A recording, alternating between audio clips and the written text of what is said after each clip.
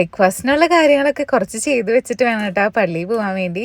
അപ്പോൾ ഞാൻ ഇന്നലെ താറാവ് മേടിച്ചിട്ടുണ്ടായിരുന്നു. അപ്പോൾ അതിൽ നിന്ന് കുറച്ച് എടുത്തിട്ട് സ്റ്റൂ ഉണ്ടാക്കാൻ വേണ്ടി വേവിച്ച് വെച്ചു കേട്ടോ. സവോള ഉരുളക്കിഴങ്ങും ക്യാരറ്റ് ഇട്ട് ഞാൻ അത് വേവിച്ച് വെച്ചിട്ട് റെഡിയായി നേരെ പള്ളിയിലേക്ക്. ഇപ്പോൾ പള്ളി കയറുന്നേക്കാൾ മുമ്പ് പള്ളിയുടെ ഫ്രണ്ടിൽ തന്നെയുള്ള ഹോട്ടലിൽ പാലപ്പം ഓർഡർ ചെയ്തിട്ടായിരുന്നു പോയായിരുന്നത്. അങ്ങനെ കുർബാന കഴിഞ്ഞ് പാലപ്പം വാങ്ങി ഞങ്ങൾ നേരെ ഇനി വീട്ടിലേക്ക് പോവാണ്. ഇന്ന് സ്കൂളുള്ള ദിവസമാണ് കേട്ടോ. അപ്പോൾ എല്ലാവരും എണീക്കണൊക്കെ മുമ്പ് വേഗം കുക്കിംഗ് ഒക്കെ തീർക്കണം. വേഗം ചായക്കുള്ള പാലടപ്പത്ത് വെക്കാൻ കേട്ടോ. അതുപോലെ തന്നെ ഇനി തേങ്ങാപ്പാലൊക്കെ പിഴിഞ്ഞെടുക്കണം. അപ്പോൾ ചേട്ടനും നാത്തനും പിള്ളേരെല്ലാവരും ഉണ്ട് നമ്മുടെ വീട്ടിൽ.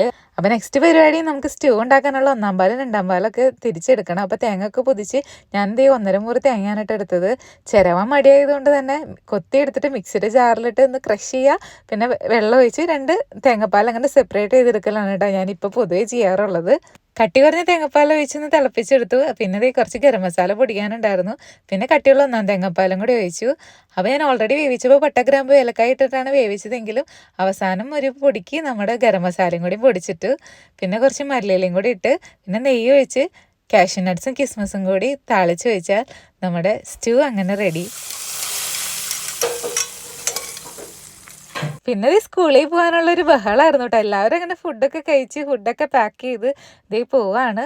അപ്പോൾ അവർ പോയി ഗ്രേസും പോവാണ്. അപ്പോൾ ഗ്രേസിനെ പറഞ്ഞയച്ചിട്ടാണ് ഇനി സ്റ്റീവിനെ പറഞ്ഞയക്കാൻ. അപ്പോൾ ബാക്കി വിശേഷം അടുത്ത വീഡിയോ കാണാം കേട്ടോ. Bye bye.